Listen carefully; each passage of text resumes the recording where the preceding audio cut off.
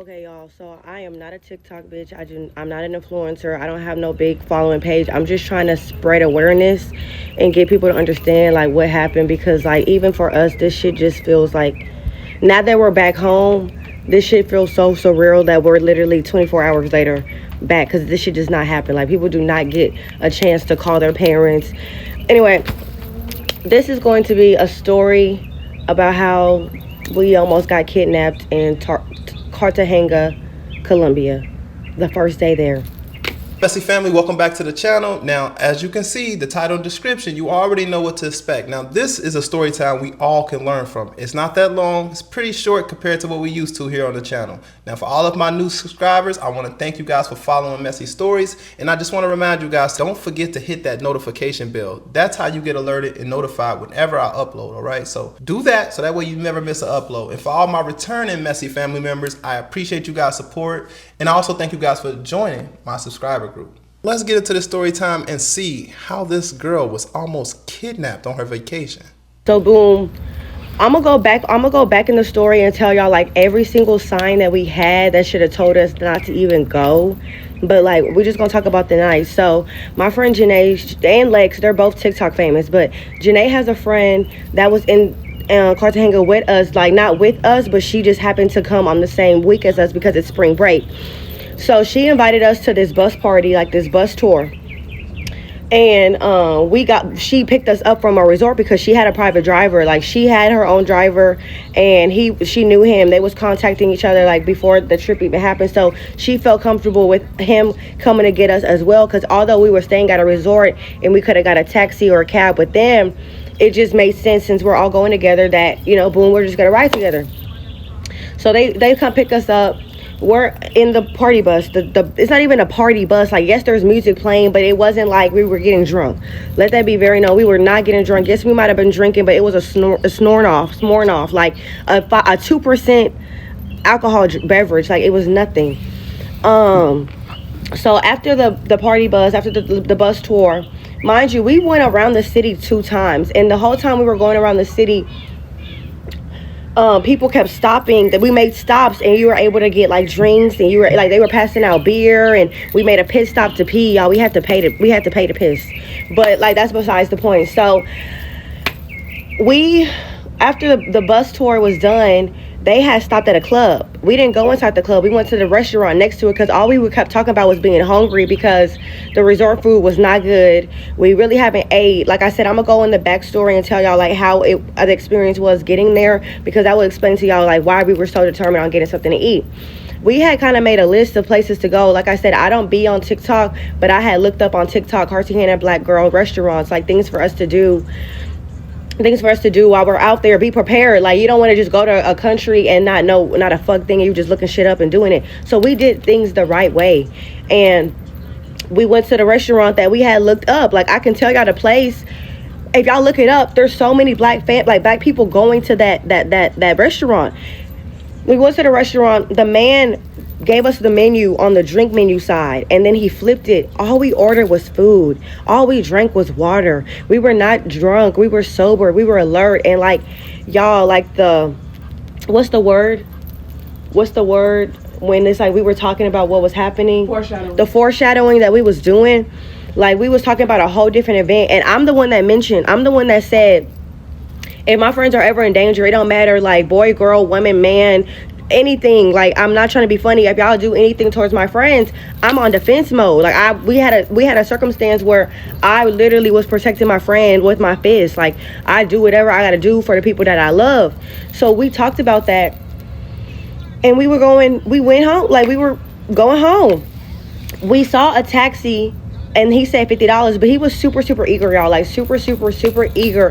He was so eager for us to go. So we was like, nah. Like first of all, the $50 was a red flag because it was only a 23-minute drive. But again, it was like 1 o'clock. So I guess when we went to the second driver, the driver that we picked him, y'all. We picked him. The driver that we picked, he told us $50 too. We looking like, okay, y'all, this might be like how much we gotta pay. We just gotta pay. We want to go home. We want to go home, be safe. So we just did it, right? Boom. Janae in the passenger seat. I'm in the back seat behind the driver, and Lex is next to me in the back seat behind Janae, kind of diagonal to Taxi driver. Okay, part 2 coming soon. So we in the car. I put the GPS on my phone. I put the GPS on my phone simply because like I said, we always go on vacation, and I just like to know where I'm going and how long it's gonna take. Like, it's not even about being safe. It's like how long we got till we can go home. You feel me? So I always put the GPS in my phone, and my phone was working the best. So I had it in my phone. I could see him like changing the directions, you know, like he would miss the 100 foot. Like if we was going like 100 feet to the right, and he would just keep going. He would just keep going, and I'm like, okay, this is city, so he know where he going. Maybe it's a shortcut. Mind y'all, he didn't even put the GPS in his phone. So I'm just thinking, because he's a taxi cab driver and we're at a resort and it's a nice resort, maybe he's done this so many times that he doesn't even need the directions. So I have the directions to my phone. My eyes got so heavy because I'm gonna give y'all the backstory on how we even got there and like how there were so many signs for us not to go. But my eyes were so heavy. I only slept like 6 hours that whole trip. So my eyes were getting so heavy, and I told Janae, like, put it on your phone. Put the GPS on your phone. I still had the GPS on my phone because, like I said, Lex is sitting by me, so I want her to still be able to see it. That's why the phone was in my lap. So my eyes dozed off, and I'm asleep. Y'all, I promise y'all, I was like this. Lex called my name and said, Maya, he trying to kidnap us. Immediately I woke up. But before all that, because I'm asleep, I don't know what everything is going on. But basically, he was going down a speed bump. And when he's slowing down during a speed bump, he pressed the gear, moved the gear, turned around, snatched their phones out their hand. Immediately when he snatched them phones, Lex started beating him. Started beating the fuck out of him. She's like, nigga, what did she say? She was like, bitch ass nigga, like, bitch ass nigga. And Janae immediately started following that. When Lex started punching him, like the first couple punches, she said, Maya, he's trying to kidnap us. Y'all, I woke out of my sleep to find out my friends are getting attacked. I just told y'all in the other video, I don't play by my friends. I woke up, no questions being said. I'm not confused. I'm not, like, I immediately started swinging on this man. So Janae hitting him, think about this, but backwards, right? So Janae hitting him on this side. I'm hitting him on this side. Lex is punching him on this side. We are punching this fool. Like, all I know is how to fight. I don't know how to, like, squeeze and bite and do that. I'm just fighting like this is a bitch that just fucked my nigga. I'm so... Bitch, you're trying to take my life, my friend's life. We got kids at home, families at home. I'm not playing that. So we just start punching. At this point, part three. I'm sorry. So like I said, immediately when I woke up, I started punching him. I started punching the fuck out of him. He could not take that. He did not understand what was happening. So he got off the car and got on Janae's side. When he got on Janae's side, he chest kicked her. All right, after he got on Janae's side, he came to my side. Me and this nigga is playing tug of war with the door. Like, he's trying to get me. This nigga hit me dead in my face. Like, I have a filter on this. It's so bad. On the other video, you can see I have a cut somewhere right here. This nigga punched me. When he couldn't get to me, Lex was when I say thank you God for Lex, even Janae, thank you God for the people that was with me, but Lex was being so vocal and telling us what we needed to do, but like we knew what we needed to do, but like we was on a mission. Like, now that it's being said out loud, okay, boom. So then Janae get in the front seat, she in the driver's seat. It's a stick shift, so we can't drive it. He go on Lex's side. That's when he chest kicked Lex. He hit Lex in the back of his, like, in the back of her head. He drug her by her wig, took her out the car. But y'all, like I said, this is not happening to us. I dragged Lex so motherfucking hard back in that goddamn car, because you're not leaving without us. I pulled him in. So when that happened, like I said, my phone is on my lap. I don't know when it got off my lap, but I pulled her back in. I dragged him in the car with us. He's hitting us. Y'all, when he swung and hit me in my throat, I thought this nigga had a knife. I thought he had a knife to my fucking throat. I thought this nigga stabbed me in my throat. I thought it was over. But y'all, I'm still swinging. Like, I'm going like this because Lex is like right here and he's trying to pull Lex. I'm swinging. He realized that wasn't gonna work. He got back to Janae. He came back to me. Y'all, This nigga was... That shit is undescribable. Like, when I tell y'all, the pieces is still coming together, because even watching my friends' videos and watching this video, it's like, oh my God, I did pull you. Oh my God, like, I was punching him. Like, oh my God, we really got chest kicked.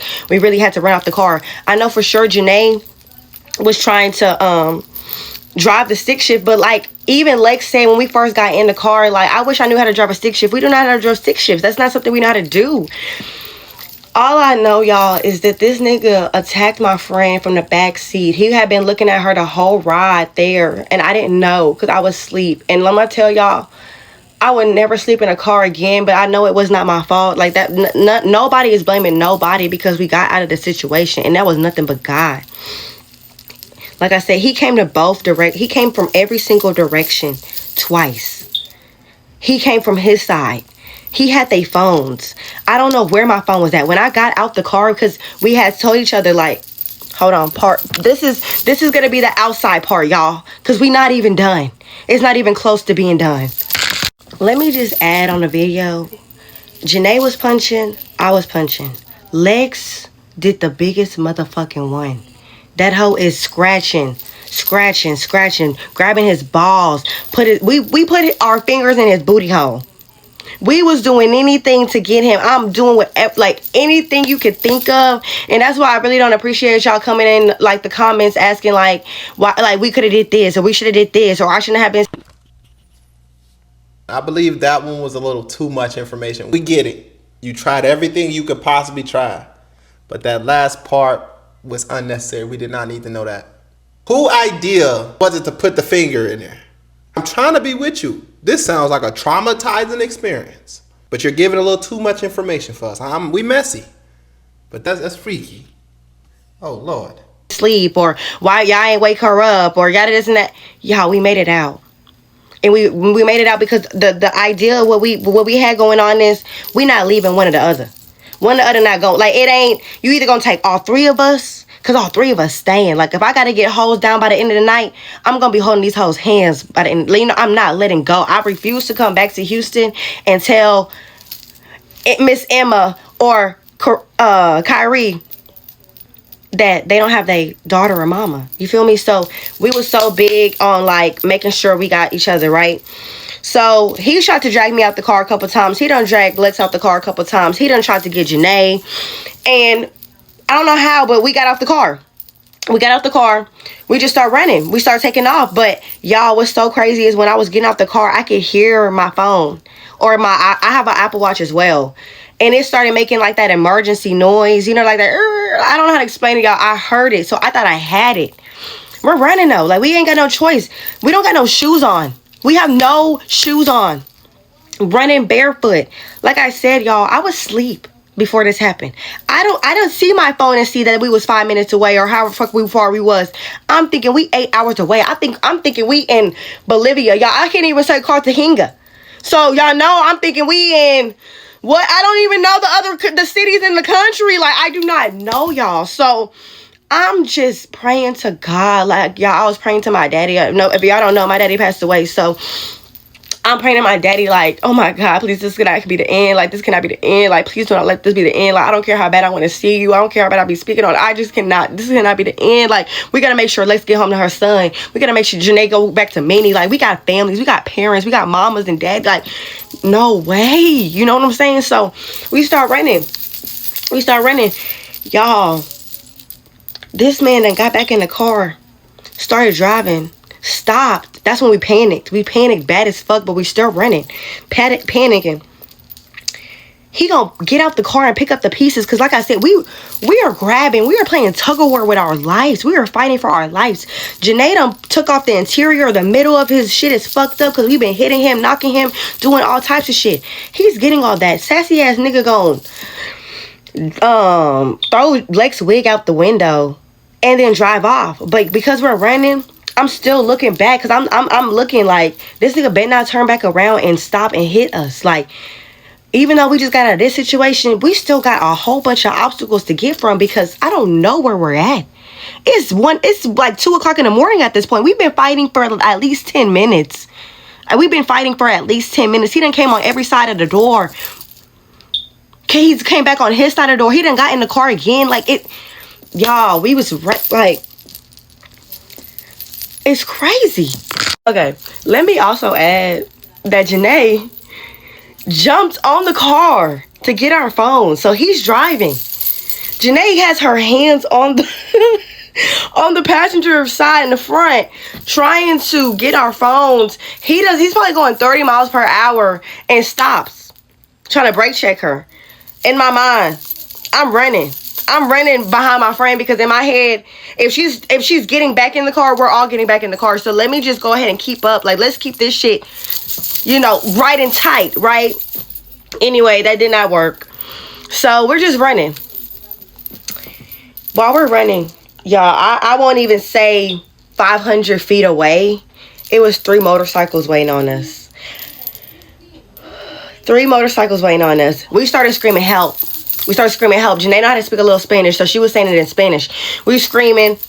They don't have no shoes on. We just running, and we just asking for, like, we just looking for help. But we saw this white man. What's the people that be living in them houses, them little smaller houses? They was in the 8 Mile movie with Eminem, with the house that Eminem and his mama used to live in. A trailer. He was in a trailer with his flashlight, talking about okay, like asking if we was okay, but like we don't know who's in on this. Like, this just happened to us 30 seconds ago. So us seeing the motorcycles, y'all, why Lex? Lex gonna hide behind this thin ass pole, booty bout big as hell. Who think you can't hide not a fuck thing from them niggas? 3 motorcycles waiting on us. A white man and a flashlight by a trailer. We running to the next resort, because like I said, y'all, I was just asleep 10 minutes ago. 10 minutes ago, my eyes was closed. I have no idea what was on my phone. I have no idea how far we are. I'm just following along and going with the, like, there's no questions being asked right now. We're just fighting for our life. So I had no idea that we was 5 minutes from the resort. But this is 5 minutes driving. This is not 5 minutes walking. We're also in the dark. Our resort is in the cut. We running. We see a hotel. We see a resort. We thinking because at our resort they speak English, because it's tourists, they gonna speak English. But we're not at the resort. We're at the security to get in the resort. Biggest language barrier that you can motherfucking imagine. We are talking to these people in Google Translate. Mind you, we are freaking out. We can barely breathe. Like, everybody is panicking, because this did not just happen. We talking to them. Mid combo, this nigga start chuckling, y'all, laughing. I'm in this whole, like, the girl from Bad Girls Club. Why are you laughing at me? I had to ask them, like, what is so funny? Like, what is funny? Like, and that's when Lex came up with this, like, are y'all in on this? Like, is y'all trying to get us too? Because we don't trust nobody. We don't know who to go to. We don't know what to do, who to speak to, where to, like, y'all, it's crazy. So I get this idea to go through the gate. The gate is closed, but if I push it both ways, my little ass can maybe get through it. All I hear is Lex say, Maya, I got something to go to. Chill. Because if I run through this, I'm trespassing. These niggas gonna shoot me in my back. I'm trying to go to the resort and get a phone and talk to somebody in English, but at the end of the day, I'm not gonna make it. I'm knowing they'll follow me, because that's what we've been doing this whole time. There's no talking for real. But I knew they would follow me, but it's like, no, fuck that. So we keep talking to them.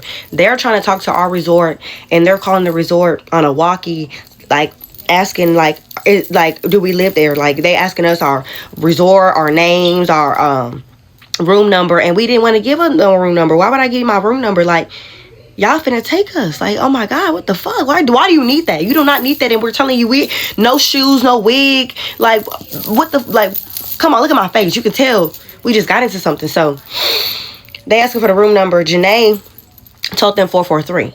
We really was in 442. But at the end of the day, we realized we're not even going to be here by the end of this night. So let's just tell them the room number. So we got that clear.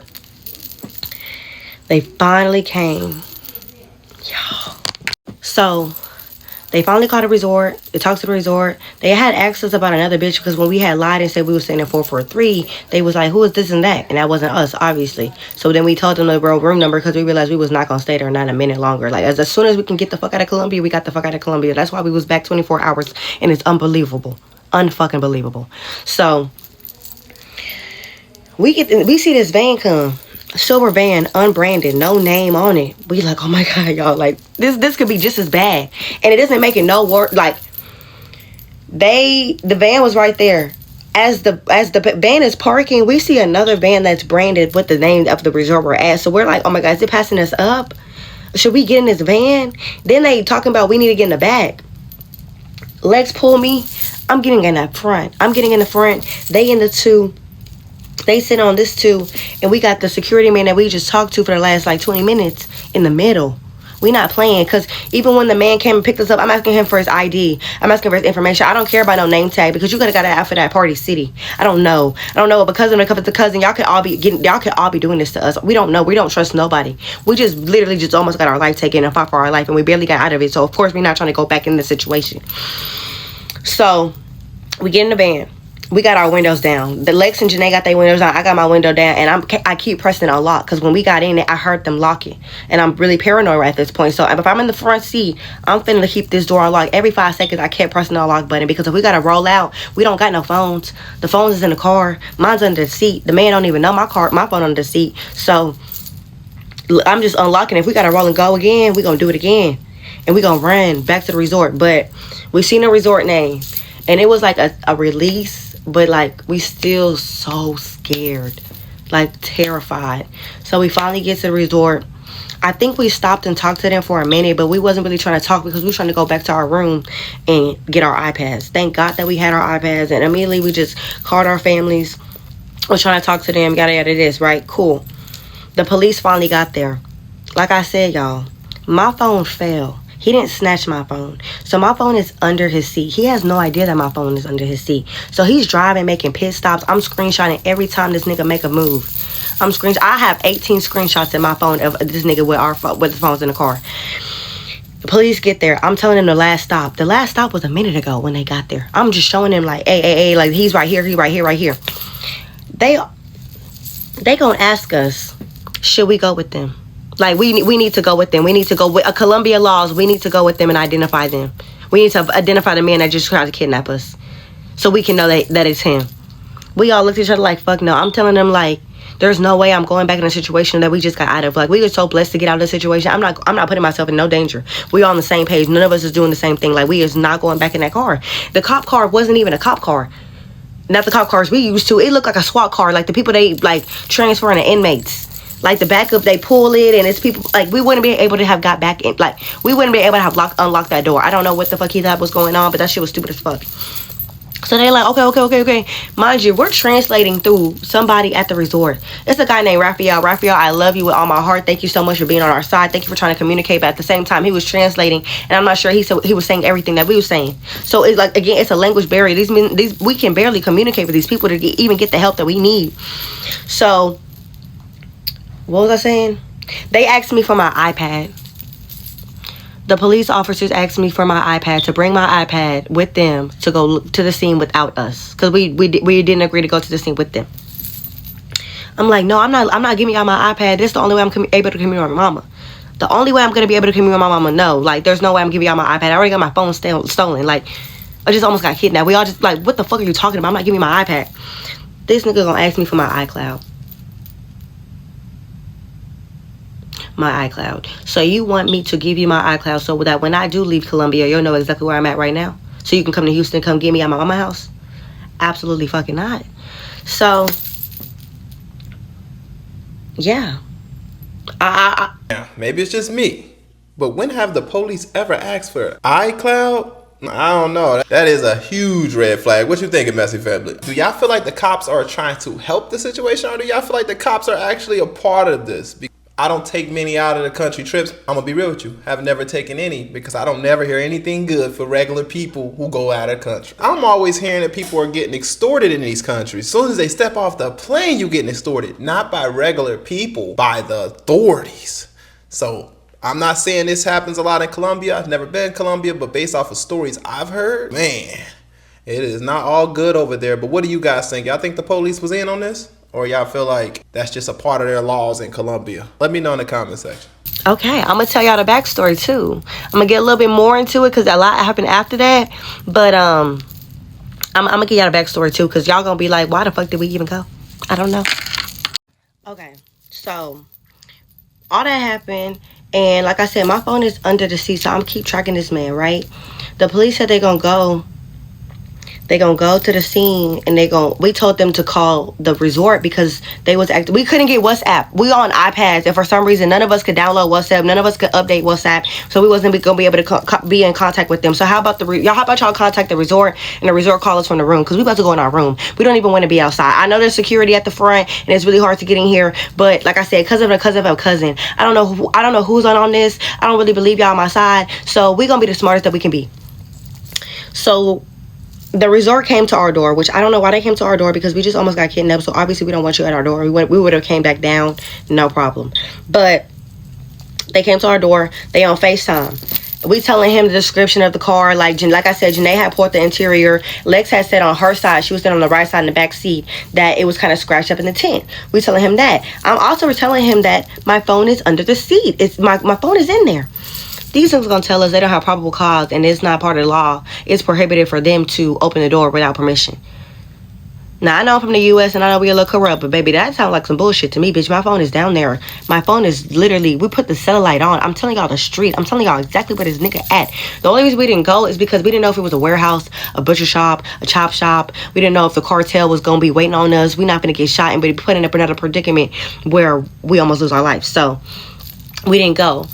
Looking back at it, I wish we would have went, but at the same time, I'm glad where we were at. Like, I'm like being home. Like, fuck the phones. We replaced the phones. I have a new phone. I don't even care. So, they went back to they said three yellow taxis. We told them the description of the man. We told him he was darker than me. He had a little hair, but not too much hair, and he was young, and he had a goatee. We told them the description before they even went. Why the fuck they gonna FaceTime us and show us the man, this old ass man? I really believe it could have been his dad, the granddad, because he made so many stops to where, like, he probably had somebody else driving the car on the way home. It wasn't him dropping it off. Like, we don't even know if this is really where the man stay. But they showed us this old ass Colombian, barely got any hair, no chin hair whatsoever, no beard, no nothing. We just looking like, so this the end? Like, y'all done trying to help us? Like, I really believe the police officers were more like, y'all over here asking for phones, but we really wanted to find him. We wanted him to, I want this nigga to be under the jail cell. I want the devil personally to come get this nigga and drag him down below him. I believe he deserves the worst of the worst of the worst, okay? So we just wanted him never to be able to do that again. If we the way this happened, it felt like a movie, so we thought we was gonna get the happy ending and where everything got solved before we left, and we could just go home and think we would never have to, like, think or talk about it again. But now we have to spread this awareness because this is so real. You don't think it's gonna happen until it happens. So they basically, like, gave us false hope, telling us we gonna find the phone, whatever the case may be. We end up going down to the resort later on because we had to pack our bags because we ready to go. We about to go. Why everybody at the resort know who we are? Because we the only young black group with curly hair, red hair.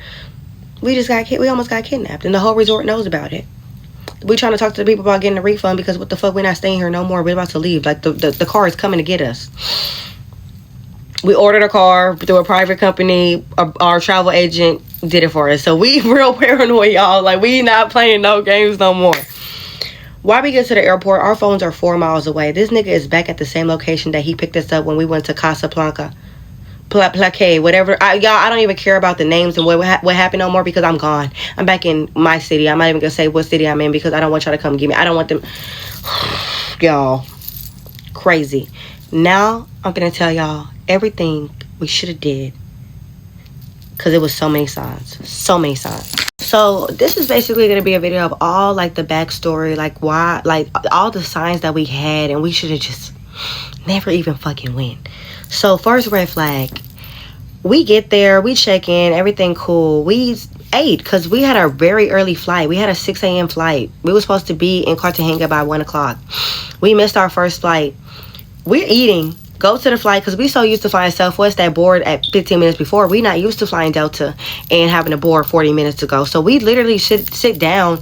We thinking that this is the flight that we going with because when we sat down, there were people there saying they were going to Atlanta. So we thinking we on that flight. Lex look at the phone and say, like, no, they just departed. They say they leaving. We're watching our flight leave. So then we talk to the service people and tell them, like, hey, when the next flight? We're going to Cartagena. She's telling us it's going to be super hard for us to get there. So we like, bro, like, what? So we go on the next Atlanta flight. That flight got delayed. So then we ended up having difficulty going to Bottega, whatever the fuck it's called. I don't even need to know the names because I'm never going back. Biggest language barrier. So then we missed that flight. We were supposed to leave Bodega at like 4:47, but we didn't leave. So then we ended up being on the next flight. Even on that last flight from Bodega to Cartagena, because we're still in Colombia. Even though we're in different cities, but it's still Colombia. The wheels was making the weirdest noise, y'all. The scariest noise. And y'all know what's going on in this world. So it was just like, please let us get there. Please let us get there. We get there. We didn't even have our driver waiting on us because, like I said, we were supposed to get there at 1 p.m. We got here at 10:30. We got off the flight at 10:30. Let's not even... Y'all, Janae's luggage is in Atlanta. They left one of her luggages in Atlanta. So we had to talk to the people at the airport about the luggage. So that took a minute. Then we realized our driver's not outside. So we took a taxi. That's why we had no issue taking a taxi from Casablanca, because we had took a taxi just to get to the resort. We get to the resort. The food is nasty. That was another sign. Then Tuesday, that's the next day, because we got there at 10:30. Next day, we got fucking kidnapped. Because we actually were in his possession. We were in his possession for 23 minutes. And we were fighting him for 10. It was just so many things, so many signs. When we was at Casablanca, we was talking about a situation where if anything happens to y'all, I'm going to always defend y'all, right or wrong. If I'm not playing by my friends. It was so much foreshadowing, because I did not know 30 minutes later I would really be having to fight my friends. I did not know in my head, like, I'm asleep and I'm going to wake up fighting my friends. We would talk about how, like, it was crazy. It was so many signs. And it was like, even when they was texting, because I know y'all saw they stories. They was texting while I was asleep. Why did we not stop? You know, it's so many shoulda, coulda, wouldas, but it's at the same time, like, we out of it and we back home. And when I tell y'all, it's the craziest thing to be back home 24 hours after that. We was getting picked up from the airport at 1 a.m. that next day, this morning. So all I can really tell y'all, I'm not trying to convince y'all not to go to Colombia. I'm not trying to convince y'all not to travel. All I'm saying is book the right travel agent. Make sure you're safe. Get a gun license if you're in the U.S. If you're traveling in the U.S., get a gun license. Make sure you have a travel agent, the proper travel agent that's doing everything correctly. Make sure y'all have a private driver that knows the city, that knows the areas, knows the people. Just be safe. And pray to God, because you really don't know. You don't think it's gonna be you until it's you. I promise. I've been on so many vacations, like DR, Jamaica. We went to Mexico just this January. I've been to Mexico twice. Like, my passport has multiple stamps on it. So for this to happen to us on this last trip that we have been so excited for, that we deserve to go on, it's insane. It's insane being in the house that I'm in with my mom, like, and being able to tell this story, because we did not think this would be us. We did not know where we was going to be. When that was happening, we did not think we would be able to do this. We didn't even have phones 24 hours ago. So I just say stay close to God. Even whatever religion you have, stay close to God. Be safe. Pray. Pray for us. Heavy on the please pray for us. Pray for our mental health. Pray for our sanity. Like, it's gonna be very hard for us to heal. But I just want to say, I appreciate the people I was with. I'm so glad they reacted the way they did. I'm so glad it was really just either 3 or none. You feel me what I'm saying? It was never like fighting for your life. We're fighting for our life. So I just appreciate the people I love. This is gonna be the craziest trauma bond. We are stuck for life. I love you bitches to the death of me. Y'all got me for life, for real. So just spread the word. Spread the word. Please spread the word. All right, Messy family. Now, I'm not going to even hold you. I've heard a lot of different stories like this. Now, it wasn't all coming out of Colombia, but it just seems like, man, this is not the time to be traveling out the country. If you're going to go out of the country, make sure that you are definitely dotting all your I's and crossing all your T's. Making sure that you got your security set up, all those things before you just travel blindly to a different country, not knowing their laws and regulations. Because honestly, just hearing about how the police was handling it, just being from the U.S., it's just like, we don't FaceTiming them. It seems unprofessional. Can you imagine the police just FaceTime you like, hey, is this the guy right here that you said did this? That's crazy. But hey, I don't know Colombia laws. Could be a lot of truth to that. If you're from Colombia, maybe y'all can give us a little more insight of crimes are handled out there. Because I would say if a person, they said they didn't have probable cause, but how don't you have probable cause if I'm telling you I was kidnapped and my phone is in the car? Colombians, what? Is that not probable cause? In America, just the allegation alone to get you searched. They have to search that. Because if something happens to you again, guess who's getting sued? They're safe, they're at home, but you got to think about other women that are traveling to Colombia that this man might run into and take advantage of because of that lack of authority that they have in Colombia. But anyways, let me know what you guys think in the comment section. Don't forget to hit that notification bell, and I will see you in the next story time. Peace out, Messy family.